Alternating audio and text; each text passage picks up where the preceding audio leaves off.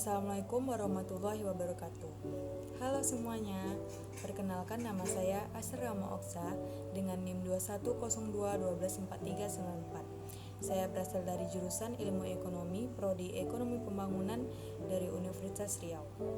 Pada video kali ini yaitu merupakan salah satu tugas akhir semester pada mata kuliah Ekonomi Keuangan Daerah dengan dosen pengampu Bapak Taryono, SE MSI.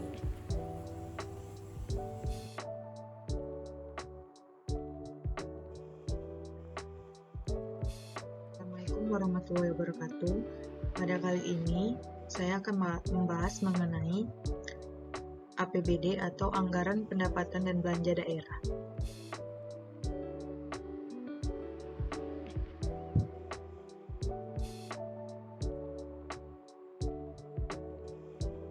Nah, di sini pasti ada sebagian yang belum tahu apa itu APBD.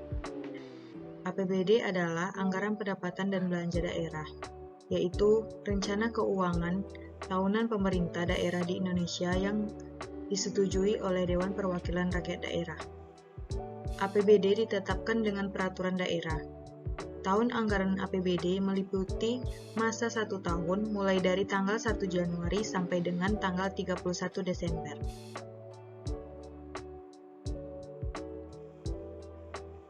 Nah, di sini ada beberapa tujuan APBD. Ada 5 tujuan APBD. Yang pertama yaitu membantu pihak pemerintah daerah demi mencapai tujuan fiskalnya. Yang kedua, membantu meningkatkan koordinasi atau pengaturan pada setiap bagian yang ada di lingkungan pemerintah daerah. Yang ketiga, membantu menciptakan dan juga mengadakan efisiensi serta keadilan atas penyediaan barang, jasa publik, dan hal umum lainnya. Yang keempat, membantu menimbulkan prioritas belanja daerah. Yang terakhir yaitu membantu meningkatkan dan juga menghadirkan transparansi pemerintah daerah dalam penggunaan dana APBD kepada masyarakat dan juga mempertanggungjawabkannya ke Dewan Perwakilan Rakyat Daerah atau DPRD.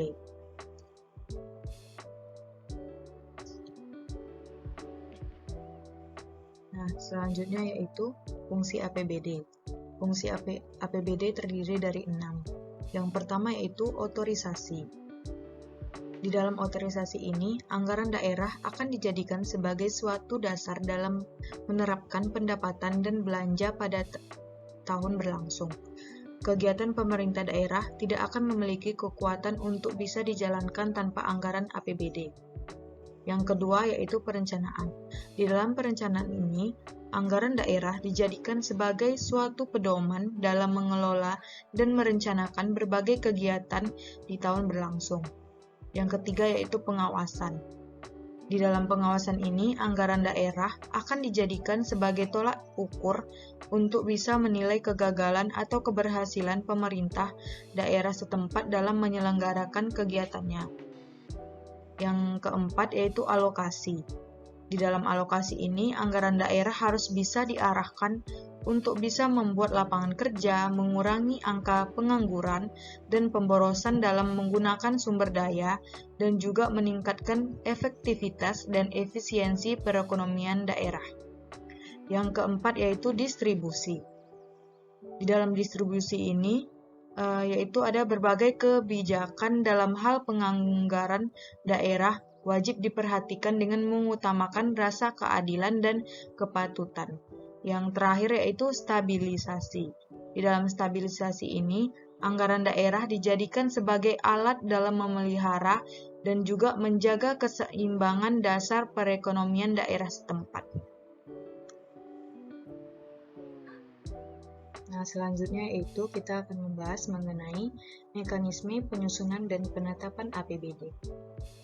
Yang pertama, pemerintah daerah menyampaikan kebijakan umum APBD tahun anggaran berikutnya kepada DPRD selambat-lambatnya pertengahan bulan Juni tahun berjalan. Yang kedua, DPRD membahas kebijakan umum APBD yang diajukan pemerintah daerah dalam pembicaraan pendahuluan RAPBD tahun anggaran berikutnya.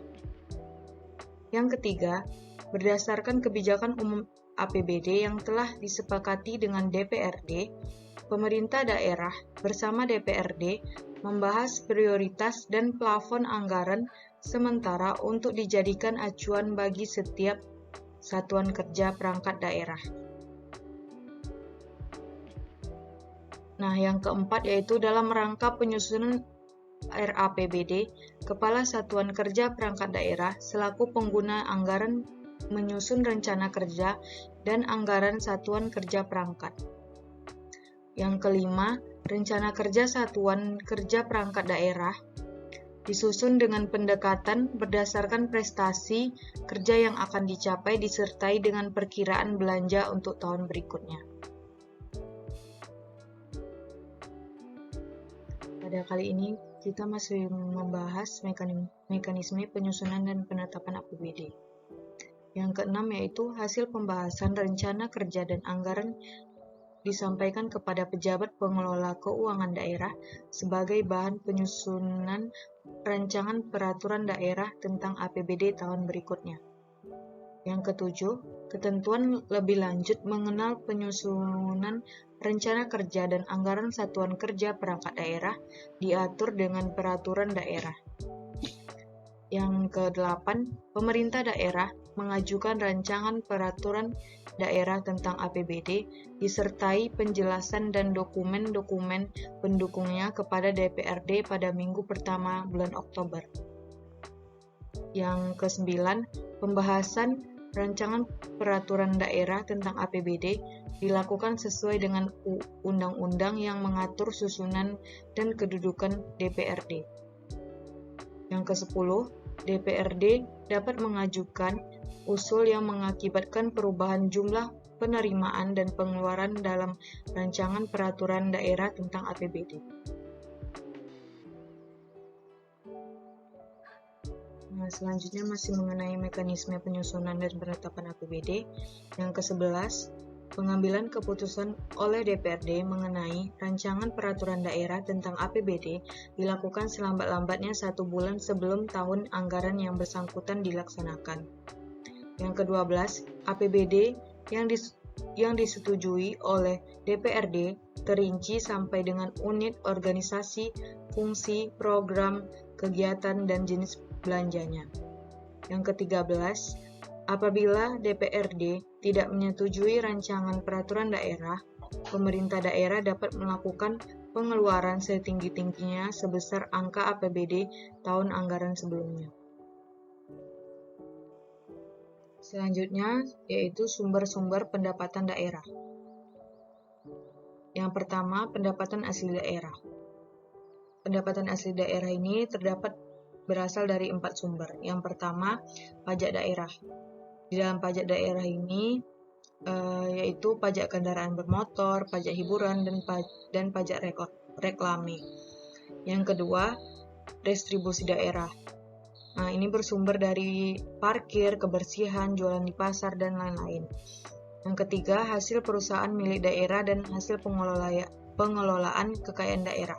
Di sini berasal dari tiket wisata yang kita beli di suatu objek wisata. Dan yang terakhir, pendapatan daerah lainnya yang sah.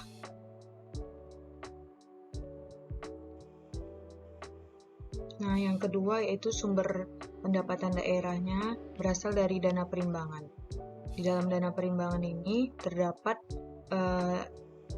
dana bagi hasil pajak PPH atau PBB. Yang kedua, bagi hasil bukan pajak yaitu dari sumber daya alam. Yang ketiga, dana alokasi khusus yang meliputi bidang pendidikan, kesehatan, infrastruktur, kelautan, dan perikanan. Dan yang terakhir yaitu dana alokasi umum. Nah, yang ketiga yaitu sumber dari penerimaan pembiayaan. Di dalam sumber penerimaan pembiayaan ini, yang pertama yaitu sisa lebih perhitungan anggaran, yang kedua penjualan aset daerah yang dipisahkan, yang ketiga penjualan investasi lainnya, yang keempat pinjaman bank atau lembaga pemerintah, yang kelima pinjaman dari pemerintah pusat, yang keenam pinjaman daerah otonom lainnya, yang ketujuh pinjaman dari BUMN, atau BUMD, yang kedelapan pinjaman luar negeri, dan yang terakhir pinjaman dalam negeri lain. Nah, sumber yang keempat yaitu sumber lain-lain penerimaan yang sah. Nah, ini berasal dari dana hibah, dana darurat, dan pendapatan dana lain. Pembahasan terakhir yaitu mengenai pengaruh APBD dalam perekonomian. Yang pertama yaitu meningkatkan pertumbuhan ekonomi masyarakat. Yang kedua, meningkatkan kestabilan keuangan daerah. Yang ketiga, menimbulkan investasi masyarakat. Yang keempat, memperlancar distribusi pendapatan. Dan yang terakhir, APBD dapat memperluas kesempatan kerja. Nah, itu aja yang dapat saya sampaikan pada video kali ini. Jika terdapat kesalahan, mohon dimaafkan. Saya akhiri dengan wassalamualaikum warahmatullahi wabarakatuh. Thank you for watching semuanya.